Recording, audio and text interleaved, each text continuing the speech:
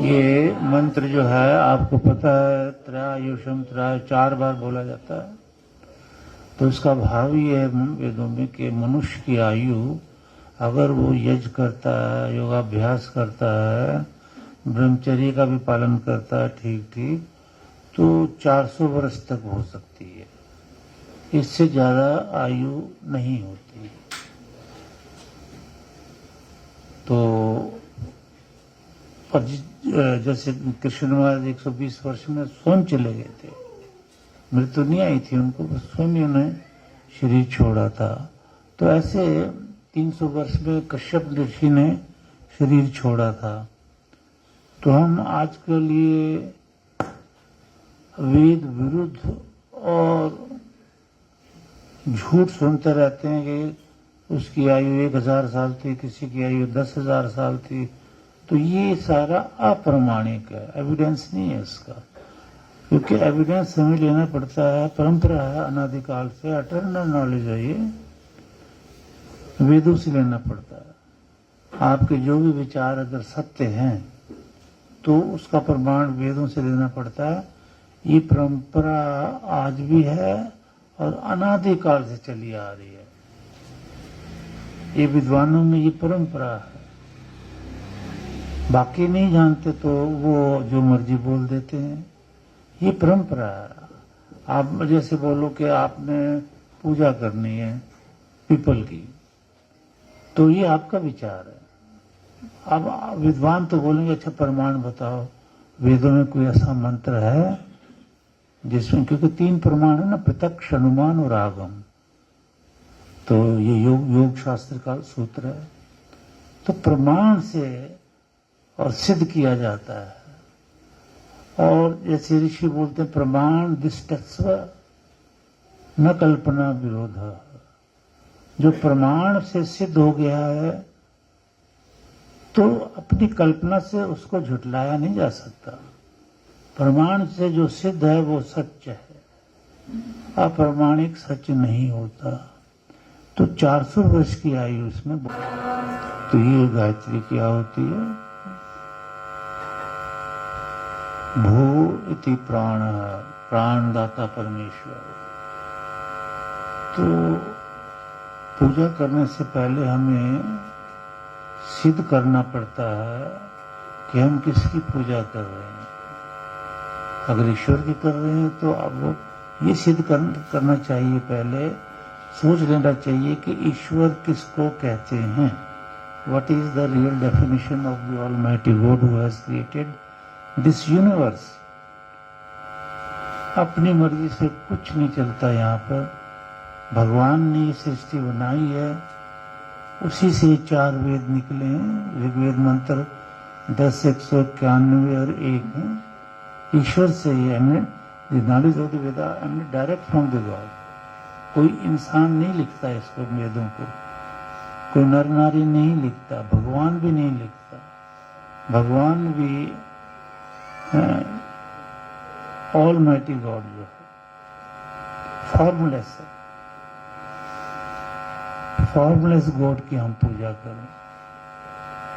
अगर 2 भगवान होते तो एक तो फॉर्मलेस होता है, एक फॉर्म में होता है। 3 होते तो कुछ और होता है। एको ब्रह्म या भूतम च भविष्यम, तो पहले भी था अब भी है, यश्चा अधितिष्ठते अभी भी है। हमने जितने भगवान हैं हमारे आजकल, वो पहले नहीं थे, 2000 साल में हुए हैं। और परमेश्वर तो एटर्नल है, एवरलास्टिंग है। तो उसकी रियल डेफिनेशन वेद में मिलती है, क्योंकि वेद ईश्वर की वाणी है, ईश्वर से निकले हैं, इंसानों से नहीं। तो वेद कहते हैं कि ही इज ऑलमाइटी, परिव्याप्त, सब जगह है, ओमनी प्रेजेंट है। शुक्रम सर्वशक्तिमान। इस संसार में वो कुछ नहीं करता, उसकी एक शक्ति ही काम करती है, जिससे पूरी यूनिवर्स जो है चल रही है। और समय पे आकर वो नष्ट हो जाएगी, final destruction of the earth. तो ईशावास्यम इदं सर्वम, यहाँ सब जगह कण कण में परमेश्वर। हमने जो परमेश्वर बनाए हैं अपने आप, जो स्वयंभू, वो कण कण में प्रत्यक्ष नहीं है। परमेश्वर का तो ये गुण है कि वो कण कण में है, परेगा, शुक्रम, ऑलमाइटी है। ऋग्वेद में कहते हैं कि परमेश्वर मेरे सामने अगर अरबों खरबों भी मेरे विरोधी खड़े हैं तो मैं, ये सुनो गौर से, ऋग्वेद है कि मैं बिना शस्त्र के पल भर में उनको खत्म कर देता हूं। मैं भी नहीं, कहते मेरी शक्ति मात्र। पादा अस अभवत पुरे त्रिपादा अमृतम दिवी। अमृत शक्ति जो है मेरी, वो एक पल में, सेकंड में भी नहीं, पल, जैसे आंख बंद होती और खुलती, बस इतने समय में अरबों खरबों शत्रुओं को मैं बिना शस्त्र, कोई शस्त्र नहीं लूंगा हाथ में, क्योंकि मेरा हाथ ही नहीं है, मैं तो निराकार हूं। तो ये महान परियोगा, शुक्रम अकायम, अकायम मेरी काया नहीं है। God himself is preaching I am formless, मेरी काया नहीं है। हम चाहे जो मर्जी उसको काया बना दे, वो हमारे विचार हैं। और दुनिया में एक सच है और एक झूठ है। सच तो परमेश्वर है, परमेश्वर से उत्पन्न जो है वो वेद है। बस यही ऋषि की वाणी है, याज्ञवल्क्य जी की, कि एक सच है, एक झूठ है। सच परमेश्वर, उसकी वाणी, बाकी सब झूठ है। तो हमारी बुद्धि जो है रजोगुण तमोगुण सतोगुण वाली, इससे भी झूठ निकलता है। बिरला ही कोई सच बोलता है। अगर सच भी बोलता है तो सच को समझता नहीं है। इसके लिए वेद अध्ययन जरूरी है, वेद को समझना जरूरी है। अकायम असना विरम शुद्धम अपाप विद्धम, मैं शुद्ध हूं, अपाप विद्धम, पाप से परे हूं। मुझे क्यों नहलाते हो, मुझे क्यों साफ करते हो? मैं तो शुद्ध हूं, शुद्ध स्वरूप हूं, पाप से परे हूं। इसलिए पापियों की मैं तिरस्कार करता हूं, पापियों को मैं सजा देता हूं। इसलिए हर नर नारी को प्रत्येक पाप से परे हो जाना चाहिए, नहीं तो वो अगले जन्म में बहुत कठोर सजा देता है। इस जन्म में पिछले जन्मों की सजा देता है, संचित कर्मों से लेकर। और ये अब जो कर्म कर रहे हैं और संचित कर्म जो बचे हुए हैं, उनको मिलाकर के जो कर्म बनेंगे वो अगले जन्म में भोगे जाएंगे। इसलिए पाप से परे रहो। अपाप विद्धम शुद्धम अपाप विद्धम, कवि मनीषी ही। मैं क्रांतदर्शी हूं, कवि का यहाँ अर्थ है क्रांतदर्शी का। मैं ये नहीं कि मैं इस सृष्टि में ओमनी प्रेजेंट हूं, ओमनी प्रेजेंट तो हूं, पर पिछली सृष्टि का मैं ज्ञाता नहीं हूं। ये बड़े गौर से सुनो। मैं दृष्टा हूं, कवि, मैं दृष्टा हूं, क्रांतकारी हूं। पिछली सृष्टि के भी एक एक कण को मैंने देखा है। उससे पहले भी जितनी अनंत सृष्टि बनी है उसके एक एक कण को मैंने देखा है। इस सृष्टि के भी एक एक कण जो है, नर नारी जो हैं, पेड़ पौधे जो हैं, समुद्र हैं, सूरज चांद सितारे हैं, मैं उनका कवि हूं, मैं उनका क्रांतदर्शी हूं, मनीषी, सबके मन की जानने वाला। These are the divine qualities of the Almighty God, being preached by the God in the Vedas, है ना। ये क्रांतदर्शी हूं, कवि, मनीषी, सबके मन की जानता हूं, सबके अंदर हूं मैं। परिभू स्वयंभू, सब जगह, और मैं स्वयंभू हूं। देखो, स्वयंभू का अर्थ कई बार मैंने बोला है, इसको जानना जरूरी है। इसको अर्थ तो सभी जानने चाहिए, पर स्वयंभू का कोई अर्थ बोल सकता है बेटा? मैंने कितनी बार समझाया आप लोगों को। और स्वयं से स्वयं है, अपने आप से अपने आप है, मीन्स बैठो बेटा, ठीक है। तो इसको और याद रखो, ब्रीफ करो उसको, कि जैसे कुम्हार मिट्टी से घड़ा बनाता है, घड़ा मिट्टी से बना है, परंतु परमेश्वर किसी भी पदार्थ से नहीं बना है, और न ही उसके कोई माता पिता हो। ये चीज याद रखनी बहुत जरूरी है। कि परमेश्वर किसी चीज से बना नहीं है, न मिट्टी से, न पत्ते से, न सोने से, न चांदी से, न कोई। हम बनवा रहे हैं, वो हमारी मर्जी है। भगवान ने देखना है कि तुम्हारी मर्जी सच्ची है या झूठी है, ये प्रमाण में लाना पड़ेगा, है ना। तो कभी ही मनीषी सबके मन के जानने वाले, परिभू स्वयंभू, मैं किसी पदार्थ से नहीं बनाया गया। अच्छा, घड़ा बना मिट्टी से, अब घड़े से कुछ और भी बन सकता है, डेकोरेशन बन सकती है। तो परमेश्वर स्वयंभू है, उससे आगे भी कुछ नहीं बन सकता। ना तो परमेश्वर किसी पदार्थ से बनता है और ना परमेश्वर से कोई और चीज बनती है। इसलिए उसका नाम वेदों में स्वयंभू भी है, अनंत नाम है, और वो वेदों में है, मनुष्य के बनाए नाम नहीं, ईश्वर के। जैसे डीजीपी साहब आए हैं, उनका परिवार भी आया, स्वागत है उनका। ईश्वर की कृपा से यज्ञ में बैठा जाता है। श्री राम जो है कोटिवाद में प्रभु की ने करोड़ों यज्ञ करके चले गए। कृष्ण महाराज भी करोड़ों यज्ञ करके चले गए, हजारों करके चले गए। ऋषि मुनि राजा पांडव सब 3 युगों में यज्ञ गूंजता रहा। न निरग्नि, कोई घर ऐसा नहीं था जहाँ अग्निहोत्र न होता हो। खुशियां थी वहां, इसलिए सब। अब हम इस पद्धति से जो अटर्नल है, ईश्वर की बनाई हुई है, इसको हम छोड़ बैठे। अपने स्वयं अवतार बना बैठे, स्वयं पूजा पाठ बना बैठे। ईश्वर की बनाई हुई नहीं है ये। ईश्वर की बनाई हुई उपासना कांड तो वेदों में है। तो स्वयं भू परिभू याथा तत्थान, यथार्थता मतलब सत्यता से, ठीक ठीक से, अर्थान वेद।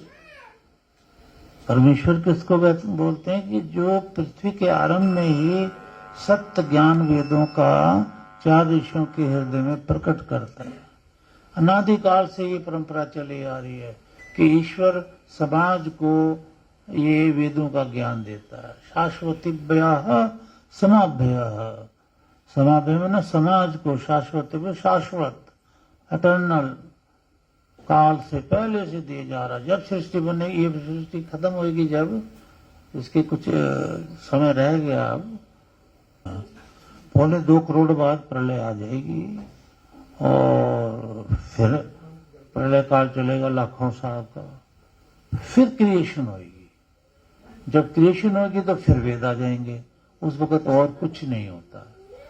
जब अमैथुनी सृष्टि उदय होती है प्रलय के बाद, तो उस समय और कोई किताब, गुरु कुछ नहीं होता। स एष पूर्व शाम अपनी गुरु काले न नवच्छेदात, जिसपे काल नहीं आता, मृत्यु नहीं आती, वो परमेश्वर जो है उस वक्त सृष्टि की रचना करता है और वेदों का ज्ञान देता है 4 ऋषियों को। 4 ऋषियों से ब्रह्मा लेता है ज्ञान, ब्रह्मा से फिर संसार में फैलता है ज्ञान। ये परंपरा अनादि है और चलती रहेगी, एवरलास्टिंग है। याता तथो अर्थान शाश्वतीभ्य समाभ्य, समाज को वेदों का ज्ञान ईश्वर देता है। हम इंसानों का ज्ञान लेने लग गए हैं। हमें ईश्वर का ज्ञान लेना चाहिए। जैसे श्री राम ने लिया, कृष्ण महाराज ने लिया, पांडवों ने लिया, और मुनों ने लिया, न जाने कितने ऋषियों, कितने ऋषि मुनि, और हर गृहस्थी ने पिछले 3 युगों में लिया। अब ये मुसीबत आ गई कि 2-2.5 हजार साल से हमने अपने अपने रास्ते बनाए हैं। कितने आशीर्वाद है। अन्न है, मुंडन सेरेमनी से अन्न ठीक पचता है, आयु से आयु बढ़ती है। कितना अच्छी है ना। प्रजननाय, अच्छी संतानें इसको बढ़ के आगे जब शादी विवाह का टाइम आता मिलती हैं। पालन रायस पोषा है, धन भी मिलता है, पालन पोषण अच्छा होता है। सुप्रजाहत्वाय, अच्छी संतानें मिलती हैं। मतलब एक ही मंत्र में इतने आशीर्वाद। और मंत्रों में भी बहुत आशीर्वाद है। भाव है कि ये सेरेमनी जरूर करनी चाहिए। ये जीवन के लिए, बच्चों के लिए आगे महा लाभदायक होती है। धनवान बनते हैं बच्चे, सब कुछ। स्वस्थ आप जानते हैं, सुख मिले सबको। तो संसार में सुख प्राप्त करने का केवल एक ही साधन है, वेद, यज्ञ, अग्निहोत्र, योगाभ्यास, नाम सिमरन, ये है। धन सुख देता तो अकबर को भी दे देता, बड़े बड़े पैसे वाले उनको भी दे देता, औरंगजेब को देता, किसी को नहीं देता धन। भक्ति जो यज्ञ है, इस पे विशेष ध्यान जो है भगवान की भक्ति पर, उसके स्तुति वाक बोलना, उपासना कांड बोलना, कर्म कांड बोलना, आहुतियां डालना, योगाभ्यास, गुरु भक्ति, तो ये सुख के साधन है। बड़े से बड़े आज पैसे वालों के पास जाके देख लो, दुख के सिवा कुछ नहीं मिलेगा। गृहस्थ की और परिस्थितियां तो दुख, पता नहीं कितने दुख, बड़े बड़ों को तो ज्यादा ही दुख मिलते हैं, क्योंकि उन्हें वेद मार्ग अब पता ही कुछ नहीं है। बिरला किसी को पता, अब तो आप जैसों को ये वेद मार्ग, बस यही सुख का साधन है। यही सारे सुख भर देता घर में। धीरे धीरे धीरे सब सुखों से आपकी वृत्ति भी ईश्वर से मिलने लगती है। आप कोई बुरा कर्म भी करने को मन में आएगा तो वो भी हटा देंगे और खींच लाएंगे बुरे कर्म से कि नहीं, ये नहीं करना। तो इस तरह से हम भक्ति भगवान की करके ही सुख ले। स्वस्ति न इंद्रो बृहद श्रवा, बृहद बड़ा, सामवेद, श्रवा सुना, ईश्वर हमने बड़ा सामवेद सुना, इसलिए स्वस्ति न हमारे ऊपर सुखों की वर्षा करो, परिवार के सुखों की वर्षा, बच्चों के सुखों की वर्षा। तो समय की कमी हो जाती है, कोई बात नहीं, जितना हो जाता पूरा पुण्य लेके जाते हो भर के झोलियों में, इतना जितना समाया भी नहीं आता झोली में। नया साल सबको मुबारक रहेगा। नए साल में भी आपकी रक्षा होगी इन्हीं यज्ञ के कारण, क्योंकि कभी मेरे मुख से वचन निकला था, भगवान ने निकलाया था कि 9 वर्ष का यज्ञ अटेंड करेंगे, चाहे यहाँ रह के चाहे घर में रह के कहीं भी, तो अल्लाह बल्ला से बचे रहोगे, रक्षा कवच आपका दृढ़ होगा। तो तपस्वी के मुख से ये निकले वचन यज्ञ के प्रति ये सुखदायक है, इसलिए बड़ा अच्छा लगता। यज्ञ में पूरा आते हो, पूरा ध्यान देते हो, सेवा करते हो, झोलियां भर के ले जाते हो आशीर्वाद की, परमेश्वर से, मेरे से तो है ही, परमेश्वर से। तो ये यजुर्वेद मैंने लिया है, ये कर्म कांड है।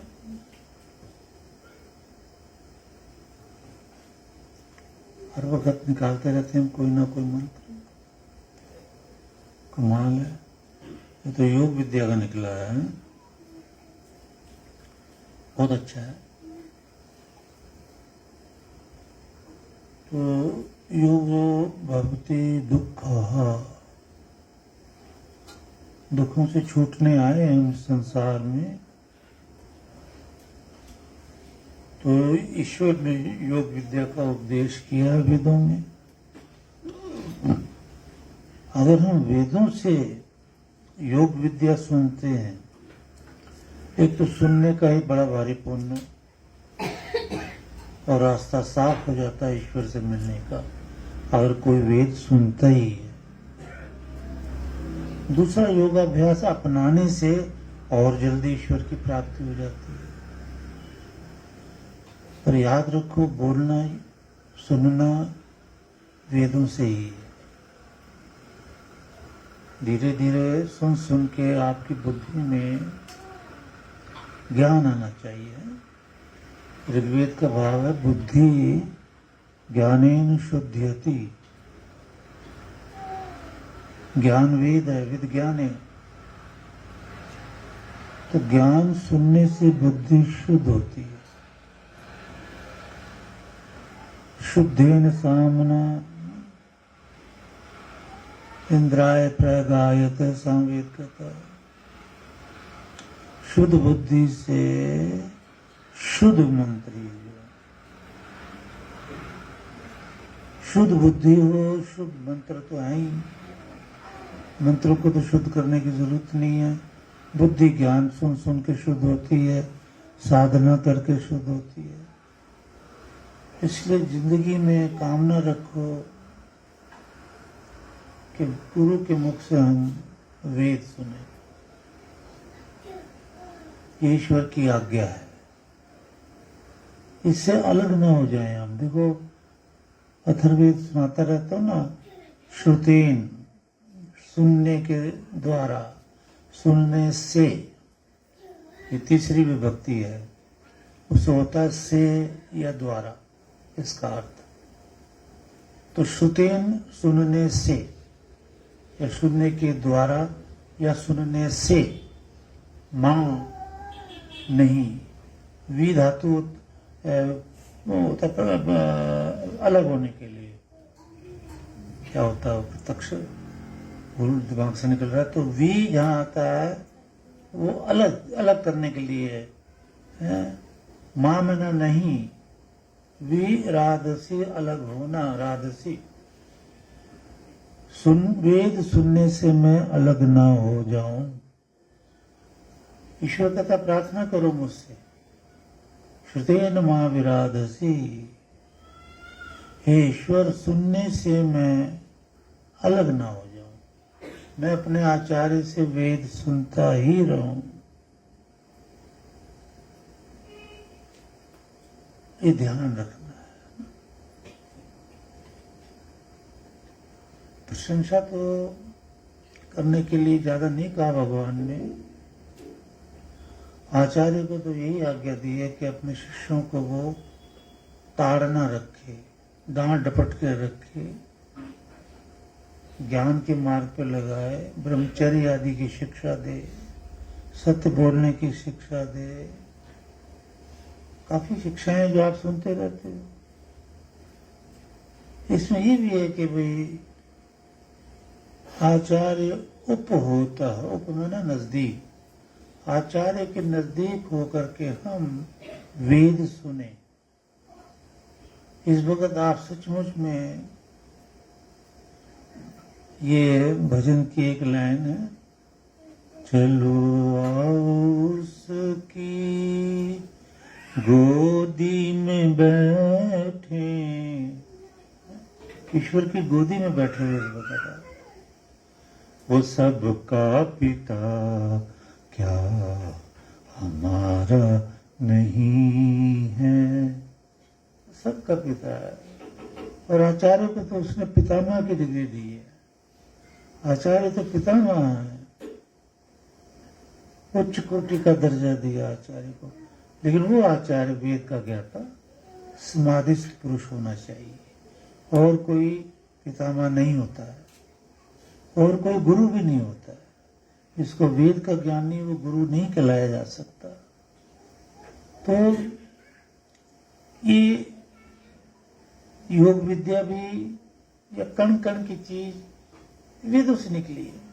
सब ऋषियों ने वेदों से समझाया। पेड़ पौधों का, साइंस का, हर चीज का ज्ञान। यानी मेडिकल में ये शरीर का ज्ञान। मतलब कोई ऐसा सब्जेक्ट नहीं छूटा जिसका वर्णन वेदों में ना हो। इसलिए आज संसार में तरह तरह के इजाद, इन्वेंशन हो रहे हैं, वो सारे वेदों की देन है। तो मेरा ये सब्जेक्ट निकला बड़ा अच्छा योग का। तो ये समझो, बार बार समझो, पहले भी समझा है कि ये हर चीज वेद से निकली है।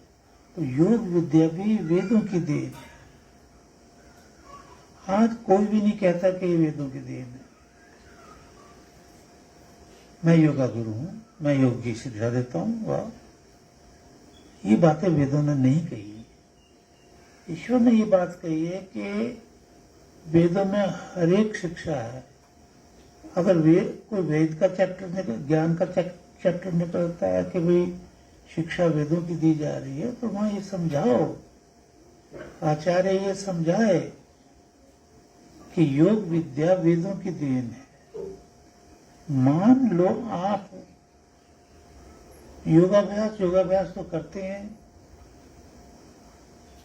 और अग्निहोत्र नहीं करते, वेद मंत्रों से आहुति नहीं डालते, तो वो आपका परम झूठ है, सबसे बड़ा झूठ है और सबसे बड़ा पाप। एहसान फरामोश हैं आप। मतलब मैं आपको नहीं कह रहा हूँ, दुनिया को कह रहा हूँ जो इस कैटेगरी में आता है। आप तो इस कैटेगरी में नहीं आते, आप तो वेदों की बात करते हो, ये समझ लिया करो है। तो ये तो सारे संसार के लिए प्रीच हो रही है।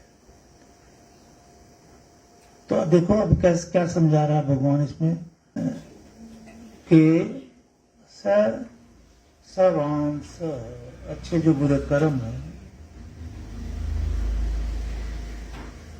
देवा हे विद्वानों, ये जो पाप पुण्य वाले कर्म है, आप विद्वानों से सारा संसार प्रश्न करता है, पूछता है कि ये विद्वान हमें इसका ज्ञान दो, इसका उत्तर दो कि जो भले बुरे कर्म हैं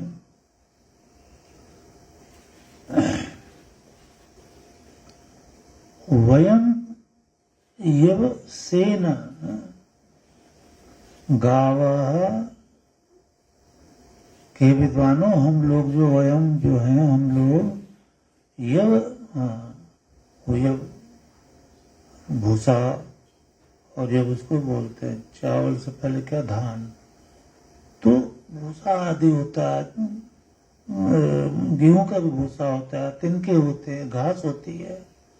तो हम लोग जो है ये घास आदि से गावः गौओं का पालन पोषण करते हैं। तो हवीन ग्रहण करने योग्य राया धन से मदीन में प्रसन्न रहे। जैसे गायों को हम ये घास फूस हरा सब कुछ देते हैं, गाय प्रसन्न रहती है, तो भले बुरे कर्म को जानने वाले भी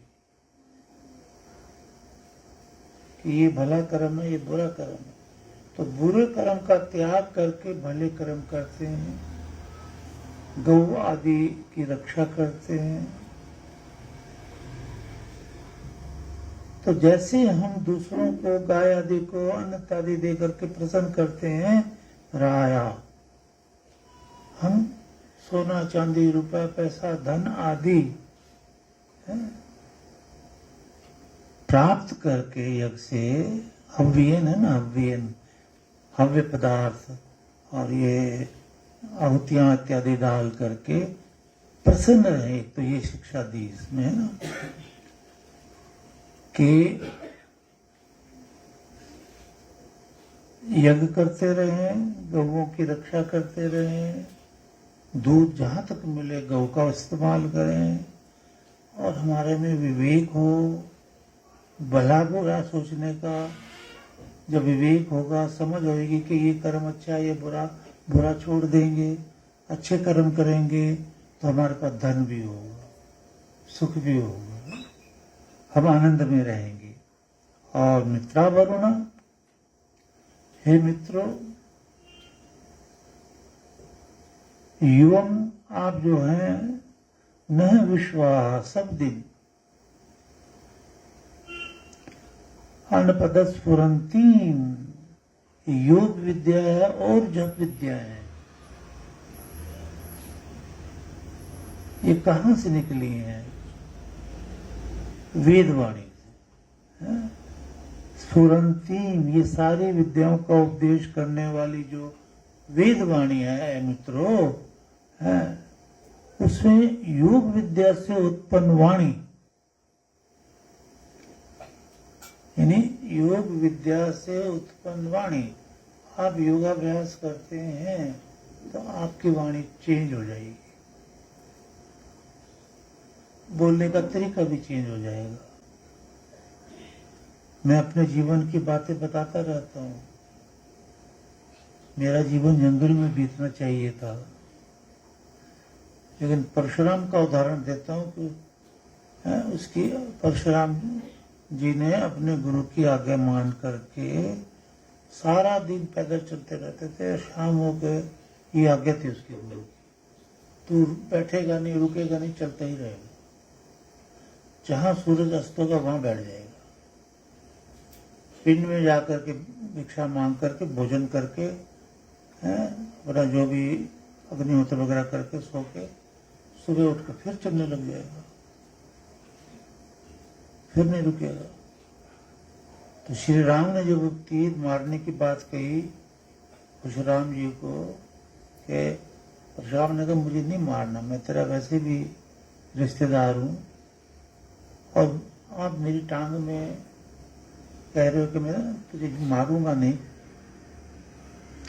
श्री राम कह रहे मैं तुझे मारूंगा नहीं, मैं तेरी टांग में तीर मार देता हूँ, क्योंकि जब मेरा ये चिल्ला चढ़ चुका है तो अभी खाली नहीं जाएगा।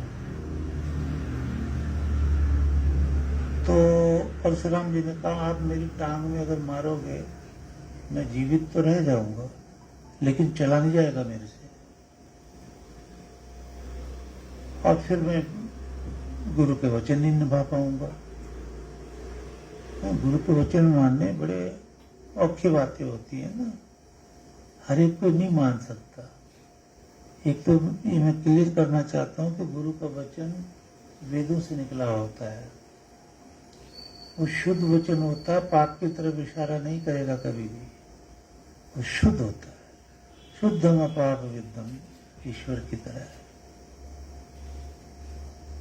तो ये वेद वाणी जो है योग का उपदेश कर रही है, योगाभ्यासी जो नर नारी होते हैं, और ये वाणी भी अभी ईश्वरीय वाणी ही है, लेकिन उस वक्त तो ये ऐसी थी जैसे करोड़ों टन शहद है और उस समय से मीठा निकल रहा है, अलौकिक उसको बोलते हैं, अलौकिक वाणी। तो ये जो वेद वाणी है सब विद्याओं का, देखो ना, स्फुरंतीम, ये वेद वाणी सब विद्याओं का ज्ञान देती है। ये मैं बता रहा हूँ कि संसार में जितने भी पदार्थ हैं, सोना चांदी रुपया पैसा, ये पेड़ पौधे, ये ऊपर प्लेनेट कितने हैं, ये 14 भुवन है इसमें पृथ्वी पे, वो सारों का ज्ञान देने वाली, ईश्वर का भी ज्ञान देने वाली, किसी चीज को छोड़ती नहीं है। तो ये वेद वाणी जो है ये धेनु, जैसे गौ दूध देती है अमृत वाला, वो दूध पी के आनंद आता है, तो उसे धत्तम धारण करो, यानी इस वाणी को अपने जीवन में धारण करो।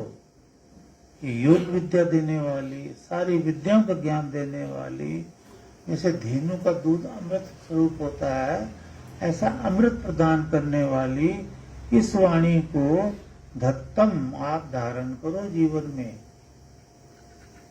यानी वेदों को धारण करो। वेद जो शिक्षा दे रहा है उस शिक्षा को जीवन में धारण करो।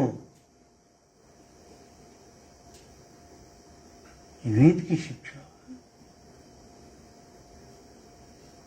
तो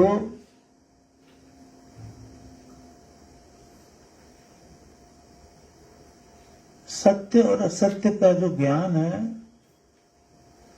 वो योग विद्या के विद्वान जो वो यही जानते हैं, परंतु शिष्य जो होता है अगर वो सही माने में वेद को प्यार करने लगे, ये मेरा जीवन है, वेद तो विद्या मुझे जितना रखेगी, मुझे सारे सुख देगी। वेद के बिना मैं कुछ भी नहीं। इंसान आज कह रहा है धन के बिना मैं कुछ नहीं। ईश्वर कह रहा है योग के बिना आप कुछ नहीं, ईश्वर के बिना आप कुछ नहीं, गुरु के बिना आप कुछ भी नहीं। जब ये मिल जाता, आचार्य मिल जाता, गुरु ईश्वर का ज्ञान मिलने लगता है, वेद का ज्ञान मिलने लगता है, और जिज्ञासु उस भक्ति की तरफ लगा रहता है। ये देखो बिहार से भी हमारे बच्चे आते हैं, मुझे बड़ा प्यारा लगते हैं, सभी प्यारे हैं, कोई कम नहीं है, पर इनकी तो काफी मतलब कुर्बानी है कि कितनी दूर से 1-2 दिन में खच खच गाड़ी में बैठे आ रहे हैं। दूरात अपनी अंत सामित कहता दूर से भी आओ, नजदीक से भी आओ, अपने गुरु के पास सेवा भक्ति करो, है ना। तो सबका ज्ञान देने वाली ये वेदवाणी है, दुखों का निवारण करने वाली है ये। जैसे कृष्ण महाराज ने कहा ना, योगो भवति दुख, योग विद्या से सारे दुखों का नाश होता है।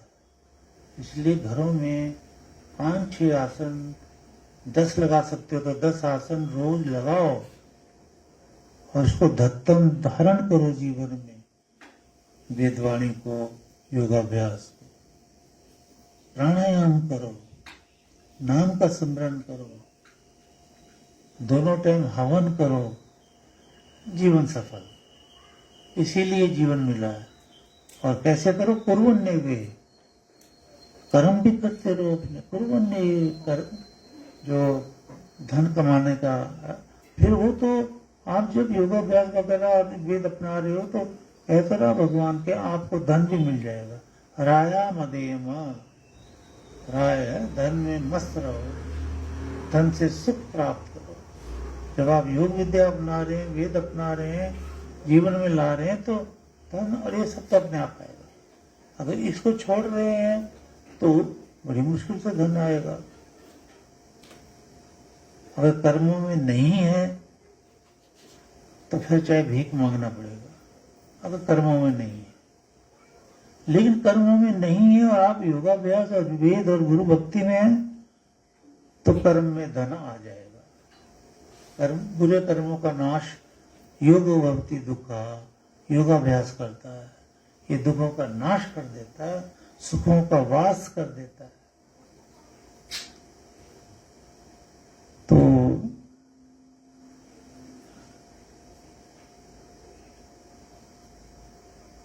ये सारा वही है। कृष्ण महाराज जैसे लिख रहे हैं, दो दुखों का नाश होता है। तो मनुष्य जब पुरुषार्थ से विद्या विज्ञान लेता है, साधना करता है, योगाभ्यास आदि, तो वेदवाणी को प्राप्त करके सदा आनंद में रहता है। वेदवाणी लिखी पढ़ी नहीं जाती है, ये निराकार वाणी है।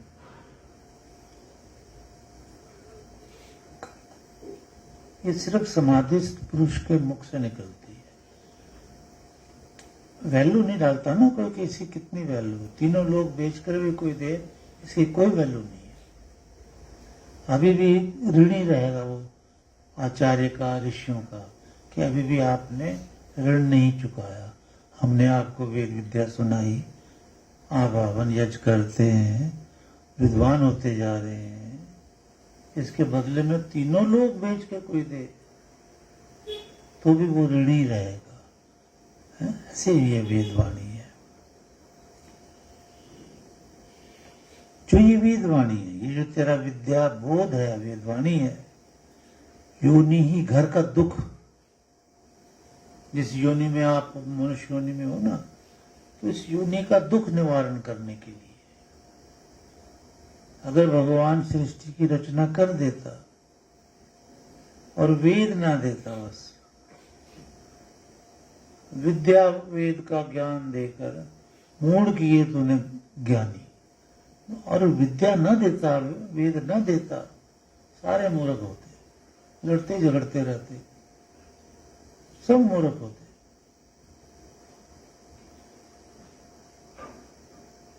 तो तो ये योनि का निवारण करने वाली वेदवाणी योगाभ्यास है। इसलिए तो ऋतायुभ्याम, ऋत सत्य विद्या को पाने की इच्छा करने वाले आचार्य शिष्यगण दोनों को बोला भगवान ने। त्वा वयम, भगवान कहते त्वा वयम, तुम सबको मैं, हम पुरुषार्थी लोग जो है वो स्वीकार करते हैं कि आप योगाभ्यास करते हैं, आप वेदवाणी को धारण किए हुए हैं, हम आपको स्वीकार करते हैं। अगर मनुष्य है नर नारी, हम आपको अपना सच्चा मित्र मानते हैं। भगवान है तो कहता है, भगवान कहता है मैं तुझे अपने में लीन करता हूँ, स्वादिष्ट करता हूँ। तू वेद विद्या को मानने वाला है, तू योगाभ्यास करता है, तू आहुतियां डालता है, क्या कमाल का ज्ञान है ये। इसमें देखो अश्विनव, सूर्य और चंद्रमा योग,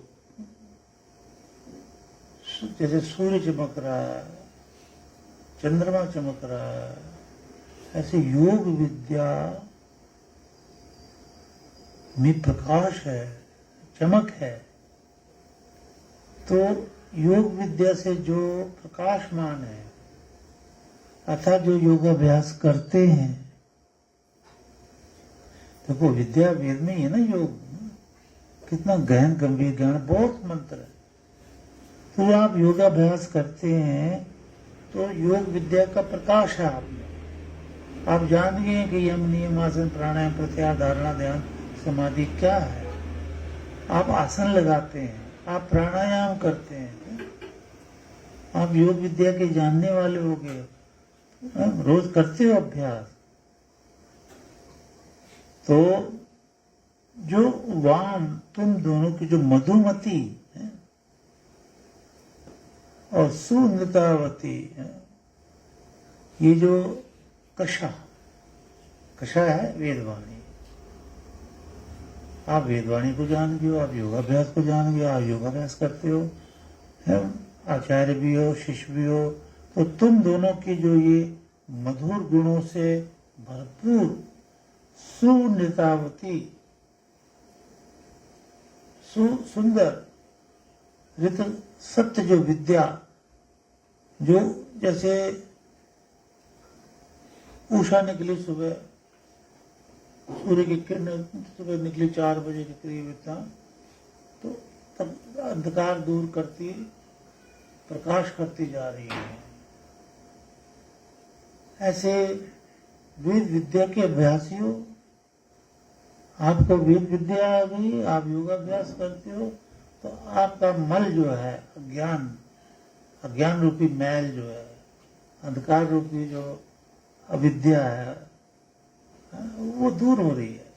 अब योगाभ्यास करते जाओ, वो दूर होती जाएगी, हट जाएगी, निकल जाएगी वहां से। ये जो कषा है, ये वेदवाणी, कषा वशा, ये सारा ये वेदवाणी के नाम है। कषा ये अथर्ववेद में आते हैं कि नाम, ये यहाँ भी आ गया यजुर्वेद में। यज्ञम, तो यज करके, यज में योग विद्या भी शामिल की भगवान ने। योग विद्या को मिमिक्षतम, बढ़ाने की कामना करो, इच्छा करो कि योग विद्या, यज विद्या संसार में खूब बढ़े। और कैसे बढ़ेगी? आप लोग करते रहोगे तो इधर उधर भी इसका चानना फैलेगा जरूर। तो आगे देखो, तो इसलिए आप योग विद्या को, कषा को, वेदवाणी को बढ़ाने की कोशिश करो। और हे योगी,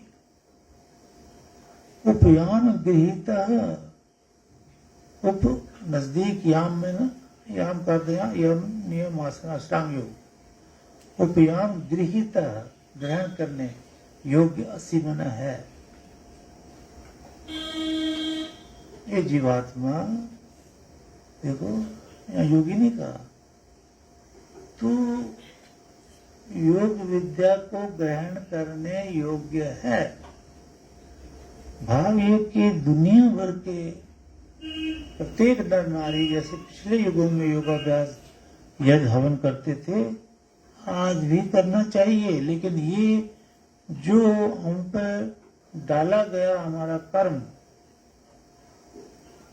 कि ये तुम्हें कर्म करना है, जिसको कर्म बोलते हैं कर्तव्य कर्म को, तो जीवात्मा का कर्तव्य कर्म ये है कि हम योगाभ्यास करें, यज्ञ करें, हवन करें, गुरु को प्रसन्न रखें। ये कर्म दिए हमें भगवान ने करने को है। तो यम नियम आसन इत्यादि को धारण करने योग्य है और इसीलिए तुझे अपनाया गया है।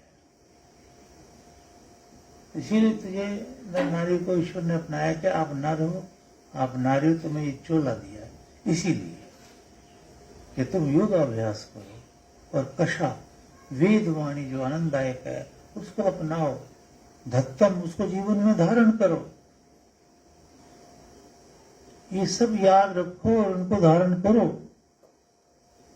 एषः और इस तरह तेरा जो योग विद्या है, योनि ही, ये योनि जो मनुष्य योनि है सुखदायक है अगर तू योगाभ्यास करता है, हवन इत्यादि करता है। और अतः अशिवभ्याम, देखो सीधा ज्ञान है, प्राण और अपान दोनों। प्राण को खींच रोक छोड़, अशिवभ्याम त्वा तेरे को जीवात्मा जीव के जिज्ञासु, योग के जिज्ञासु और हे योगी, दोनों को यहाँ एड्रेस कर रहा परमात्मा। तुम दोनों जो हो माधवीभ्याम, योग की रीति, किस तरह से योगाभ्यास किया जाता है, आचार्य से सीख कर योग की रीति जो है उससे तो हम आपको अपना आश्रय मानते हैं। हम आपके आश्रय में है योगी। योग की रीति से सदा जुड़े रहो। योगा और ये होता है जब योगी अवस्था में पहुंच ही जाता है तो वो फिर प्राणायाम करने लायक रहता नहीं है वैसे। क्यों? एक प्राणायाम का नाम है स्तंभकम, स्तंभम। एक तो ये प्राणायाम रोका छोड़ा, एक ही प्राणायाम रोका फिर छोड़ा। एक में तो पहले में तो नहीं रोका, छोड़ दिया, फिर रोका फिर छोड़ा, और फिर तरह तरह के एक दो प्राणायाम और भी हैं। तो इस रीति अच्छा, लेकिन एक स्तंभक प्राणायाम होता है, स्तंभम भी स्तंभक, वो किया नहीं जाता कि भी खींचो छोड़ो, खींचो रोक लो फिर धीरे धीरे छोड़ो, नहीं, वो किया ही नहीं जाता और होता है, किया ही नहीं जाता पर हो रहा है। ये समाधि पुरुष के अंदर करामात जो है, आश्चर्यचकित जो है, ईश्वर देता है। किया नहीं जाता, हो रहा है, अभी भी हो रहा है, हर समय हो रहा है। भोजन भी करते, सोते भी, हर क्रियाक्रम करते, हो रहा है, विदाउट फेल हो रहा है। तो उसको फिर भगवान कह देता है कि आपको जरूरत नहीं है योग कि आप अब प्राणायाम करो, जरूरत ही नहीं। अभी तो हम जानबूझ के भी कई चीजें नहीं कर पाते इधर। हम तो जंगल के योगी है ना। ये तो महाराज जी ने मैंने उदाहरण दिया ना, वो गुरु की आज्ञा मान कर ही परशुराम चलते थे, तो हम भी गुरु की आज्ञा से आ गए और अब जंगल में जाने लायक भी नहीं रहे। ये तो वहां हमारी क्रियाएं अनंत प्रकार की क्रियाएं होती थी, तो आपको ज्ञान दे रहे हैं। तो